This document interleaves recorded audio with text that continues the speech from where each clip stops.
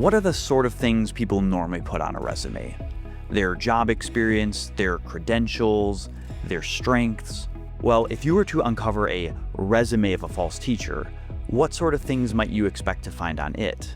We come now to the center of Peter's epistle, chapter 2.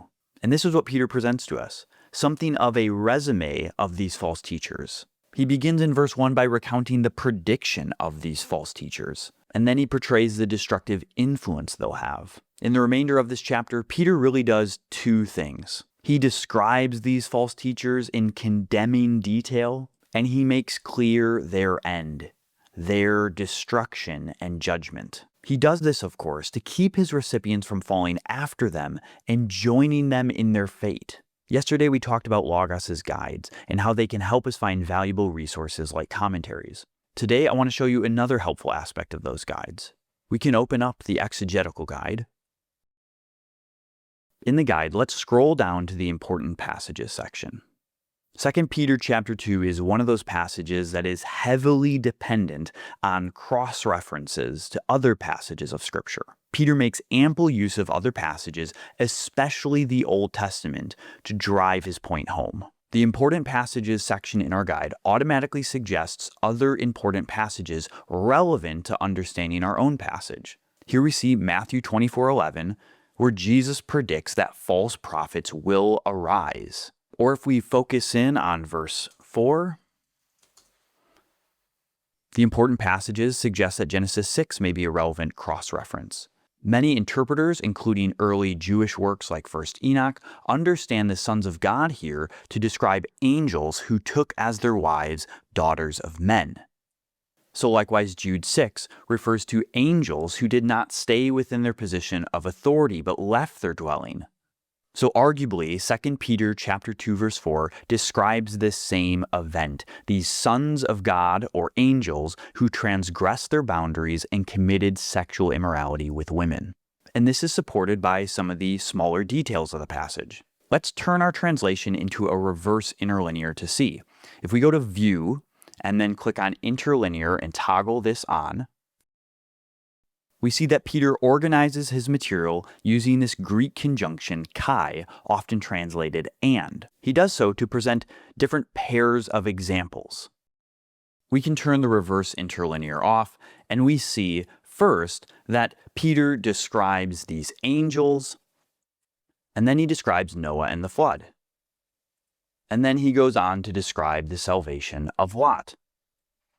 Notice in both these pairs, there is first an example of those who sin, specifically sinning in sexual immorality and are subsequently judged by God. First, we have the angels, then we have Sodom and Gomorrah. In contrast, the second example in each pair are those that God saves, presumably in the same time period. So God condemns Sodom and Gomorrah, but he rescues Lot out of Sodom and Gomorrah. This further supports the idea that these angels are those from Genesis 6, because Noah is the example that comes immediately afterwards in Genesis 6. All we've done is considered the important passages in our exegetical guide, and now we've uncovered some significant background to Peter's argument here. We can continue by typing in verse 5, and the important passage section will give us a parallel to 1 Peter 3. Or if we put in verses 6 and 8, Logos will cue up passages like Genesis 19, so we can study more in depth the story of Lot and Sodom and Gomorrah. Or looking specifically at verse 15, the important passages provides me references to the book of Numbers where Balaam shows up. Finally, we come to the end of our passage, verse 22, and Logos provides us the proverb that Peter is citing. From here, with just a simple click, we can open up the passage in Proverbs and study it in its own original context. As we've already seen, Peter makes significant use of the Old Testament in this passage, and this isn't unusual to 2 Peter. By understanding this Old Testament background, especially when the New Testament is citing it, we're better able to understand what the New Testament is doing with it. As I mentioned before, this section is loaded with condemning descriptions of these false teachers. Maybe I want to understand what scholars have to say.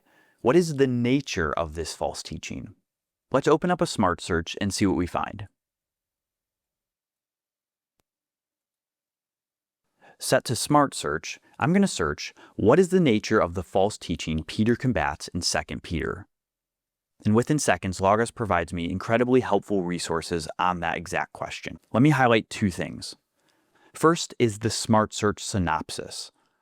We see that the false teachers rejected the apostles' teaching about Christ's return, and this led to a licentious ethic and lifestyle. What's helpful is that this synopsis provides me citations so I can look up this material for myself. The search also provides me various resources from my library that address my question. I can click and open it to the relevant section, and I can even summarize what it has to say.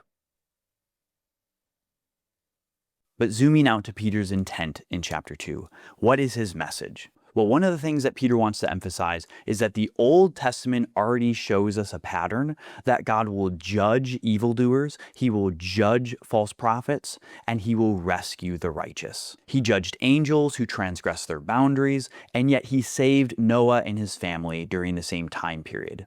God condemned the cities of Sodom and Gomorrah for their sin, and yet he also rescued Lot out of Sodom and Gomorrah. So Peter concludes, so you see, the Lord knows how to rescue godly people from their trials, even while keeping the wicked under punishment until the final judgment. If this was true in the Old Testament, then it remains true for Peter's recipients. God will preserve them even as he judges these destructive heresies. And the same is true for us today. God will preserve his people from false teachers who face certain divine judgment, as typified in the Old Testament.